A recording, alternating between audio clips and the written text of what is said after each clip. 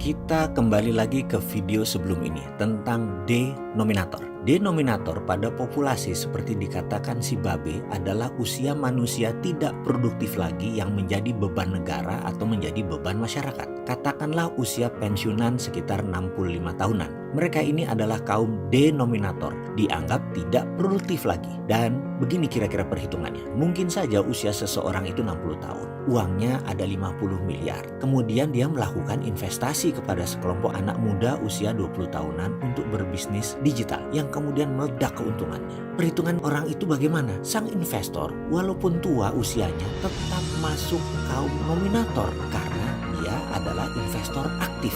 Jadi nominator itu kuncinya adalah berbasis produktivitas. Saya coba memberi penjelasan sekali lagi tentang denominator. GDP nasional Indonesia 918 miliar dolar dibagi dengan 260 juta, maka GDP per kapita bangsa Indonesia adalah 3.600 dolaran seperti keadaan saat ini. Jadi kaum denominator adalah kaum pembagi atau pemberat. Kaum nominator adalah kaum prestasi dan biasanya diwakili oleh usia produktif 15 sampai 58 tahun dalam range skala usia. Jadi kalimat si Babe yang mengatakan suatu hari kita akan jadi denominator dalam video sebelum ini sudah mulai paham kan? Sekarang growth yang dimaksud oleh pemerintah adalah pertumbuhan GDP nasional atau GDP per kapita. Benar, GDP nasional naik 5%. Namun apakah GDP per kapita juga naik 5%? Nah, Anda coba sendiri yang jawab. Jangan-jangan nggak sampai 5% atau malah turun GDP per kapitanya. Karena apa? Karena faktor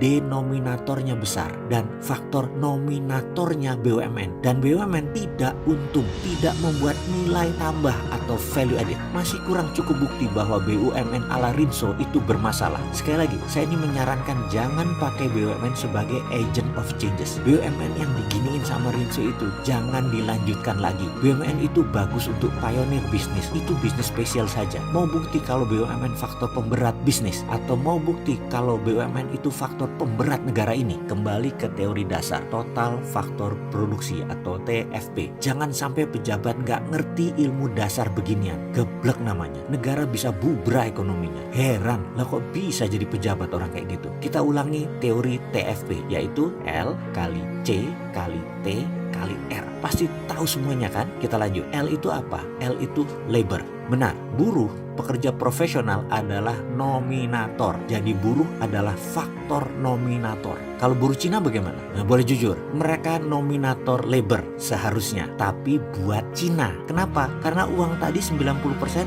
dibawa balik ke kampung halamannya di Tiongkok sana. Mereka nominator bagi Tiongkok. Jadi mereka bukan nominator bagi Indonesia, tapi denominator. Mau diterusin dengan C. C adalah kapital. Masuknya uang adalah nominator. Kalau masuk nggak keluar-keluar, negara langsung naik growth-nya dan GDP per kapitanya juga naik dengan mantap. Tapi kalau hutangan dibukukan tahun masuk investasi, ya nominator ditulisnya. Begitu uang dikembalikan plus modal plus untung dagang, ya habis deh uang di tanah air dibawa keluar. Jadi sementara memang kapital itu nominator, tapi pas untung dan keluar dari Indonesia, ya jadi denominator. Sementara faktor pembagi semakin banyak, yaitu populasi Indonesia bisa naik ke 270 juta di tahun 2020. Naik 300 juta mungkin di tahun 2030. Minus demografi tidak menjadi keuntungan, malah pemberat karena pembaginya jadi banyak. Ini bagi saya membuktikan bahwa BUMN tidak menjadi akselerator pembangunan, malah menjadi resistensi